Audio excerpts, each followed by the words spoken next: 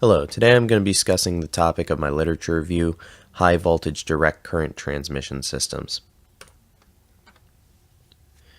So just for some background information, high voltage direct current is a form of electrical power transmission that has been gaining popularity in recent years.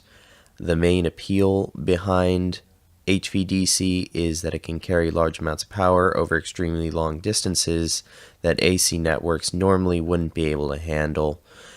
Generally, this is in the gigawatt range, and it can extend up to distances of around 5,000 kilometers. The reason that HVDC is starting to gain popularity is for these high voltages and these long ranges. Traditional AC systems encounter line losses that would make them prohibitively inefficient for a application such as this. So how I'm going to break this down is I'm going to start by talking about some of the general limitations behind high voltage DC transmission, some of the design constraints that you might see when looking at an HVDC system. Second thing I'm going to talk about is the converter design, which deals with system stability. And the final thing I'm going to be touching on is the power flow algorithms and how converter circuits play into those HVDC power flow algorithms as well.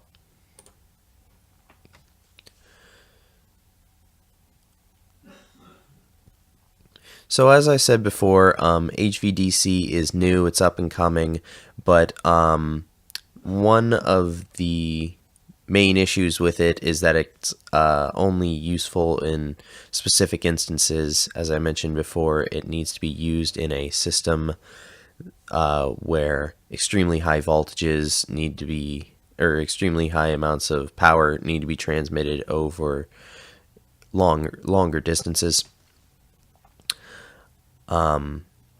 So to get a better idea of some of the design constraints here, we're going to look at the system losses just to get a better idea of what these design constraints are. And to do this, we're going to be assuming a bipolar HVDC system, which is a very standard setup, and it's very simple as well, so it's efficient for analyzing.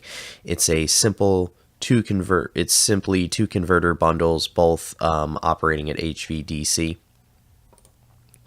And here I have a picture to kind of give you a more in-depth look at what I'm talking about here. As you can see, these are two converters. They're both a distance h above the flat Earth. They're a distance 2d apart from each other, and they have a radii of r.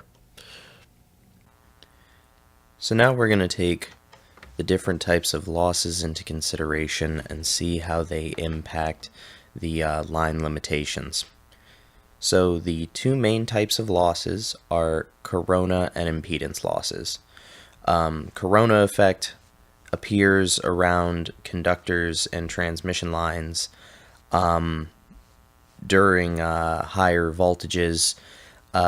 What occurs is the electric field around these conductors ionizes the air around the localized area, and it creates a path for current to leak out of the transmission system. This immediately decreases the effectiveness of any kind of transmission system, as you have current leaking out that isn't getting to the load that it's trying to supply. The other type is impedance-based losses, and these are the same that you'd see in an AC system. The only difference is only the real portion of the impedance needs to be accounted for because there are no inductive or capacitive values in a DC system.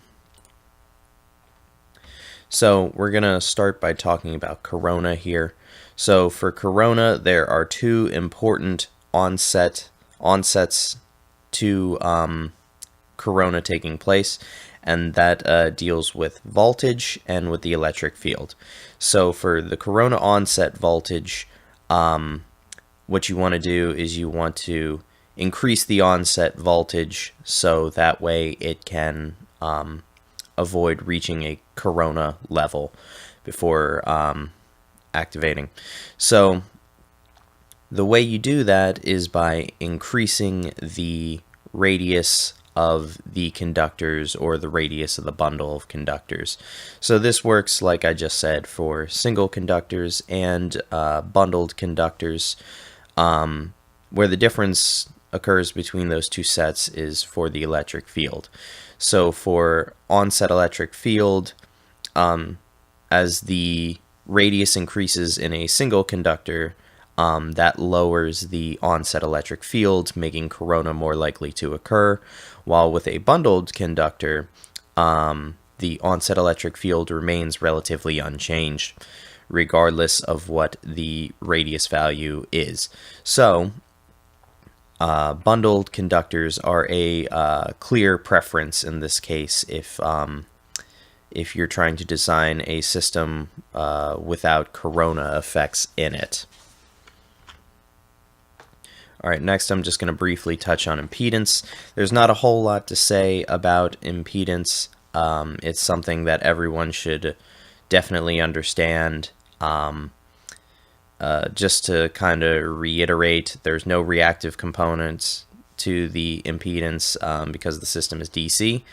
This is really what helps to make HVDC shine, though, is AC is generally weighed down by the inductances that it gets, especially as the lines get longer, and DC doesn't have to deal with that. The one thing that does need to be taken into account is that when the lines get longer in AC, it has to deal with inductive values. However, when you're dealing with HVDC, as the lines get longer, you have to increase the number of bundled conductors to keep voltage droop levels down and things of that nature. So for economic considerations here, it's important to see how what we just talked about applies to an economic perspective. So as if you are trying to increase your radius values for to prevent corona, that's going to increase your material costs for construction, which obviously is not preferable. Also, due to current technology limits with HVDC, it's generally safe to assume a limit around 750 kilovolts. And so if you're trying to generate large amounts of transmission or large amounts of power and transmit it over these HVDC lines, you might run into issues because you have a voltage cap. The only way then to send out higher levels of power is to increase the current that's running through a bundle of conductors.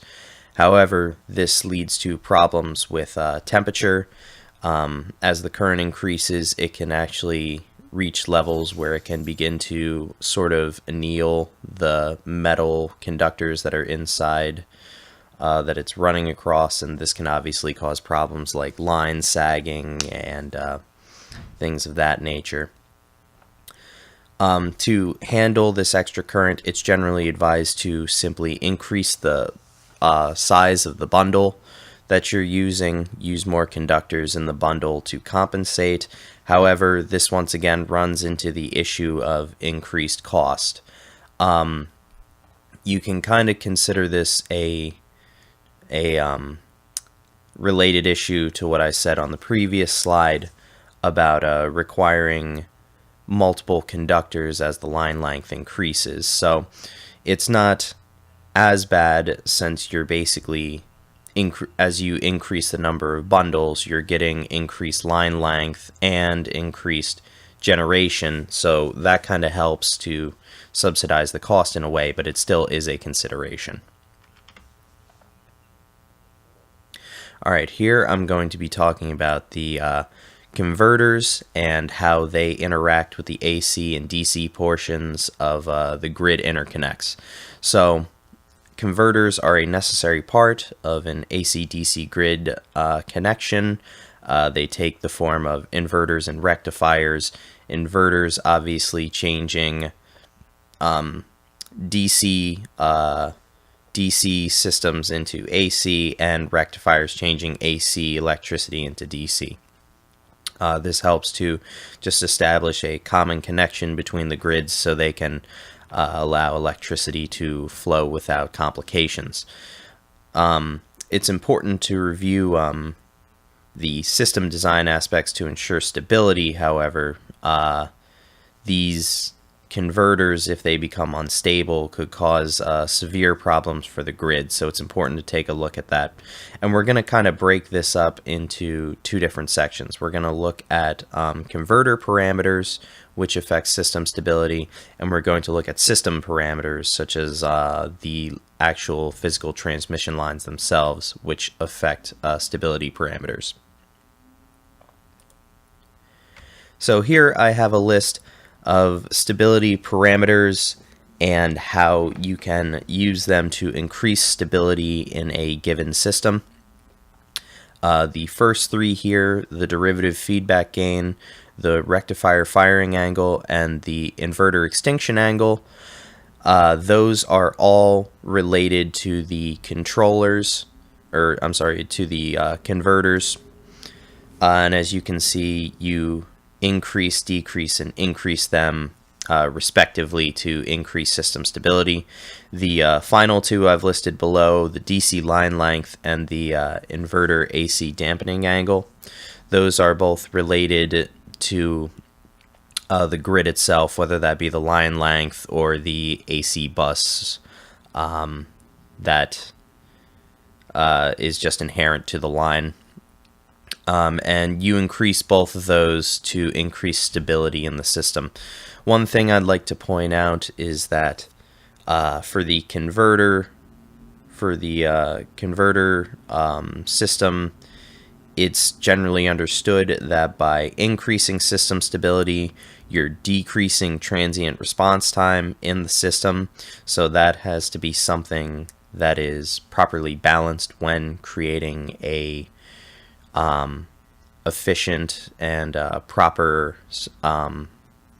converter, but at the same time, transient stability is an entirely different subject, and we're just mainly focusing on stability in this case. Okay, finally, I'd like to speak about the actual power flow and what goes into that for HVDC and AC/DC connected systems. So for HVDC power flow itself, it is extremely similar to what you'd see in an AC system. The only real difference is that there are no phase angles to worry about because there's no reactive components due to there being no frequency. So this makes them slightly easier to solve for the values, but the methods and are pretty much exactly the same. You can use Newton-Raphson to see if the power flows converge. You can use fast decoupled or anything like that. So what the main difference here between HVDC to AC versus just a standalone AC system is you have to account for the converter circuits as well that are going into this system here. And the way that you account for these converter circuits is any AC bus that is connected to a converter circuit is considered a PV bus, and any actual converter circuit is considered a generator. And this converter system can also be modeled as two separate sources of power flow, one being maintaining a certain level of power and the other maintaining a certain level of voltage. So as I said already, when you're performing the AC power flow portion, you treat the AC bus that's connected to these converter circuits as a PV bus, and you treat the converter as a generator. And one thing to note is that these converter circuits do obviously have limits to them. So if you were to reach some Q limit, for example, you would have to basically treat it like you would a generator in a regular AC bus system. So what you do is if the Q limit was exceeded for some reason, you would reset the Q value to the limiting value of the converter circuit, and you would change the bus from a PV bus to a PQ bus. So that's all I have time for today. Just to kind of recap, we touched upon limitations that you'd see in a standard HVDC system, the different types of converter circuit stability concerns, as well as the line stability concerns, and we touched upon the HVDC power flow and how it interacts with AC systems. I hope this has been enjoyable or at least informative for any listeners, and I appreciate you listening. Thank you.